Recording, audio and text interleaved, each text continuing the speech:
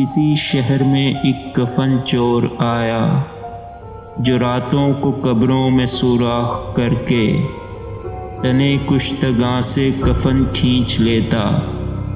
آخر کار پکڑا گیا اور اس کو مناسب سزا ہو گئی۔ کچھ ہی دن بعد ایک دوسرا چور وارد ہوا جو کفن بھی چراتا، قبر کو بھی کھلا چھوڑ دیتا۔